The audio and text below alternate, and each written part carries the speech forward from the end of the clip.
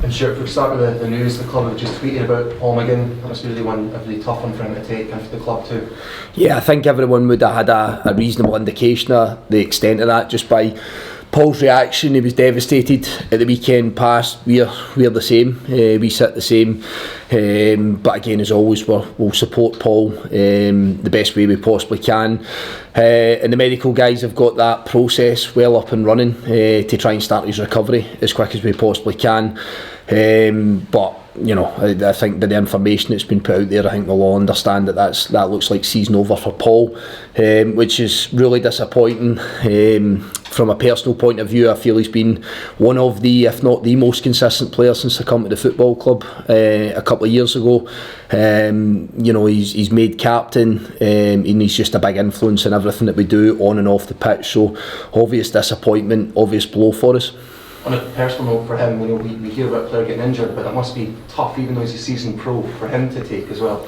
Yeah, and I think just because Paul generally trains and plays all the time, I know he's come back from a longer term injury, but he's not really been used to it in his career. I think the fact that he's well over 500 games now would suggest to you that he's been a robust player and somebody that's always out there through thick or thin. And I think the bit that probably people struggle to understand with that is that has a particular mindset. You know, there are players that can be unfortunate and have had lots and lots of injuries, and you know, they've had to brace themselves from an early age to be able to deal with that. And I think from a personal point of view, I was someone that had pretty much one injury in my career, and it was the one that finished me at the age of 30. And I'm not suggesting that for Paul, but it changed. You know, it's something that you've never faced. So we have to make sure as a football club and as a group of people that we get around about Paul and make sure that we help him along the way. I've seen him obviously in the last couple of days since it happened, and he's an old fuss guy. He's the type of guy that realises what's ahead of him and what he has to do, and he'll not feel sorry for himself and he'll go on with it. And with Paul, how was the rest of the team news for the St Johnstone? Well, listen, it's not great. It's not great. We've encountered a lot of issues since the start of the season, but I would feel that in terms of injuries, that this is possibly the worst stage that we're at. And I feel that if I can sort of address it just now, then that stops those questions. No disrespect, every single week. We're looking at a couple of months for Steve Seddon. Been out. He had further investigation yesterday, and the fallout from that is that we're probably looking at 2 months for him. Aston Oxborough, again, further investigation, further consultation on that. Looks like we'll be without him for what looks like could be 3 months. So obviously these are massive blows to us. Add Paul McGinn into that. We hope that Lennon Miller gets his boot off next week, but again, we need to wait and see how that goes. Jair Tavares had been for further investigation. He sustained an injury at the tail end of last week. Liam Gordon is currently following concussion protocol, which the medical guys are well on top of. He's feeling better, but you understand we took him off the pitch, and you understand that he never took part last week. So he's obviously going through that process, and that's something that we never take a risk with. Ross Callaghan's back on the pitch, but you know, Ross hasn't played really. I think he had a few minutes against Ross County, so we need to wait and see where that goes. And I think, kind of last check, looking at the board the other day, we were looking at 9 pretty serious injuries and 9 players that were without. That's hard for us to absorb, of course it is, and from that you're looking at a lot of significant players and some players that have been very good for us, some for a long period of time, some since they come to the football club. So it's not an excuse, it's just that in an injury front it's a bleak outlook. Me, as always, I'm the most positive person in the world, and what we do is we start to focus around the players that are available and the players that are fit, and that's what I've done since the start of the season. And we look to kick-start this next part of the season, and obviously that starts with the Scottish Cup, which we'll no doubt go on to. With that news, is there any scope for you to go into the January window and add to your squad? Yeah, well, listen, I've spoken to the board, and I've spoken to Brian, our chief executive. What we want to try and do is try and make sure that we've got options and positions. I'm sure you'll see with some of the names that we're talking about there and some of the people that are missing, that it's a huge loss. But what we don't have is, I'm watching one or two clubs out there paying fees for players and, have significantly bigger resources than what we do. If we can try and be cute and clever and pick off one or two players that we think can help us along the way, that can sort of step in the obvious voids that we start to see, then that's what we'll try and do. But this is really difficult. It's difficult for a lot of clubs, but essentially what happens with clubs like Motherwell, and it did for us last January as well, is we need to wait for so many things to happen at potentially bigger clubs before anything starts to move. And only at that point, because you don't have hundreds of thousands or even millions to start throwing at players, which will make a decision quicker, then you have to be dependent on other clubs and other things shifting there. We'll have to be patient. We're trying our best. We're working endlessly to try and make sure that we can strengthen the group and help the group out, but I can't really put a timescale on that. But what I can finish off by saying is that the club have been supportive in that we, there's been some obvious milestones there for us getting to a cup semi-final. The sale of players, which has been pretty evident over the last wee spell. They want to try and help us out as much as they can within the remit that we work from. Stuart, I know you've named obviously a catalogue of players there, but how's Apostolos? Sorry, that's one I missed. I should sit with a list in front of me, shouldn't I?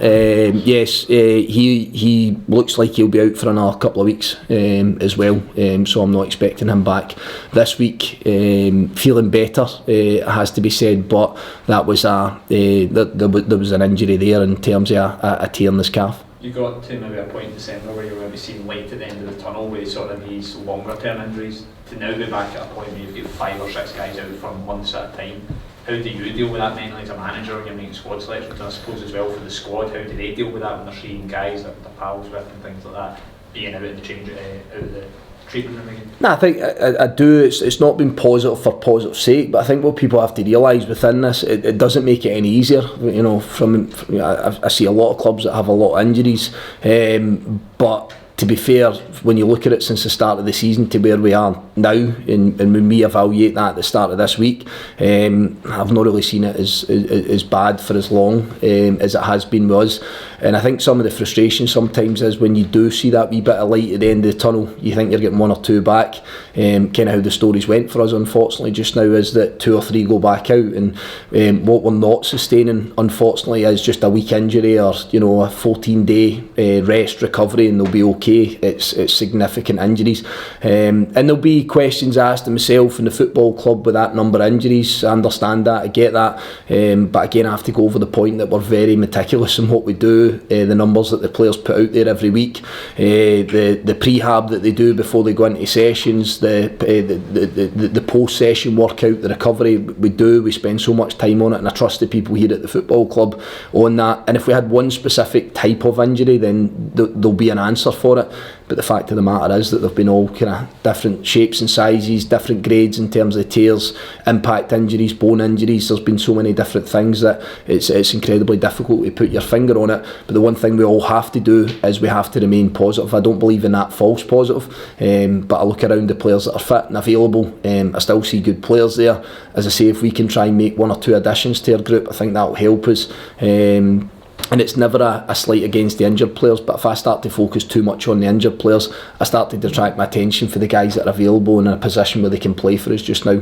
All those injured players will tell you that they want to play for us just now. They're desperate to, they're gutted that they can't, but we need to put our focus on who's available, who we can work with currently, and how we can make that as best possible. Looking at the weekend, you're playing against a sort of team back-to-back away from home. It's probably a bit of a unique situation, but when they've got such a clear defined way of playing, they don't really stray from. How does that change the way you used to set up for this weekend and obviously the weekend following that? Does that sort of change how you're planning for things? Yeah, well, again, that clear defined way, again, I would argue with anybody that we very much have had that ourselves over the last couple of years. We do have a game model and a tactical DNA that we work from. I've said that to you before, every single day. What's been difficult about that is the changes in profile and what's available to you. So it's great if you've kind of got your first picks in a lot of different positions and the certain profiles there, you can stick to that as much as you like. Over this last few weeks, it's about trying to keep as fresh a group as we've got available to us,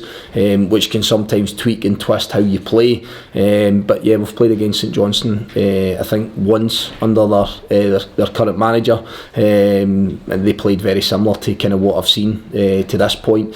We obviously won the game that day, so we draw on aspects of that, and we draw on aspects of the qualities that we have available to us, and look to see if we can try and progress in the cup, because that is a very individual game in itself. I know you're saying double header, but for me, when you start to play in the Scottish Cup, it becomes that very individual game, and we focus on this one and not look too far ahead to what impact that may or may not have a week later. What can you expect from a team, Stuart, that's gone 9 games without a win in the league, albeit this is a different competition, but they'll be desperate to get back to winning ways? Yeah, just going back to Ben's point there, they're going to try and keep possession, they're going to try and dominate the ball, they're very expansive, they find themselves very open in possession to try and stretch you, they show a great deal of patience in possessing the ball. I think one thing that I see with St Johnstone is that they have that real threat on the counter-attack as well. You know, when you start to take part in the game offensively, they have good pace, they're dynamic across the pitch, so that's what I see them being. That's the type of threat that I think that they'll have, but in terms of you look at some of their games, and we felt we were kind of in that process ourselves at times last year when we went 15 without a win. There were plenty of the games where we created chances, maybe didn't convert them, played well enough, but weren't quite getting the result. But I always think that team's a threat. If you didn't see that they were taking part in games and they were carrying a threat in games, then it's maybe a different thought process, but that's not what I've seen over the last period of time from St Johnstone. I suppose you will need to remind your players that having so many out injured, the ones that are ready and available, this is a chance to make an impact in the squads. Fact, that's an absolute fact. Great opportunity. What an opportunity to go and play. What an opportunity to try and keep yourself in the team. What an opportunity to go and try and build your profile, and have a successful second part to the season. That's it. You've said it in a nutshell. That, I don't know as a player how else you would think about it. I know you mentioned Aston's out for 3 months, but how's the goalkeeper situation overall? Yeah, well, it's not perfect. Obviously losing Christian last week, which we were really disappointed in how that came about, and then the feedback that we've had from Aston. Delighted to get Archie in, delighted with his mentality as well, because even at that point he wasn't 100%, we weren't 100% sure how long Aston would be out for, or even whether he would have been out last weekend, and he jumped in with both feet. He was desperate to get up here, he was desperate to put himself into this environment and get an opportunity to play at this level. In terms of his goalkeeping, I said that after the game he never made a single save in the game against Hibs, and we lost 3 goals, so he's going to have days where he'll have to make stops and be more active in the game, but no, I've been delighted with him so far, and then I think what it does is it becomes pretty evident that we need to try and get another in. Matty Conley sat on the bench for us. He's cup tied this weekend. He's played for East Kilbride, and we've been big in trying to develop Matty as well, and I'm desperate for him to continue playing games and not sit on a bench, so we're actively working really hard to try and see if we can improve that department, if you like. On a more positive note, Scottish Cup at the weekend, it's a winnable game. Yeah, listen, again, I go back to this single game of football. We've obviously profited from a good run in the League Cup, and I said after the League Cup when we went out in the semi-final, we've got another cup competition, and that's not just to slide under the carpet the one that we went out of in the semi-final stage. It's that you have that opportunity to try and emulate that. You have that opportunity to try and do something similar. We all enjoyed that run, we all enjoyed that experience, but always you want to try and see if you can take it a step further. That's how my mind works. That's how we try and drive the football club every day. But in playing against Premier League opposition, obviously you find a real difficult hurdle in front of you, but one that we'll approach is positive and as forward thinking as we possibly can. Have you managed to get any kind of game time this week for the likes of Callum and Sam Nicholson? We're just going back to some injury? No, but we've got two, one next week, one the week after. So it's just been very difficult with this run of games and who's been available to take a bounce game this week. What we've had is some real good work to this point on the training pitch, a little bit more structured rather than just going from game to game, which I've been majorly upbeat about. And then, as I say, we do have a bounce game next week and one the week after, which we're going to have to try and involve as many of our players as possible to really try and take them up to speed. The players that need that game time know that, but they also know that there's a chance that we'll need them here again on Saturday, depending the situation, depending the requirements of the game.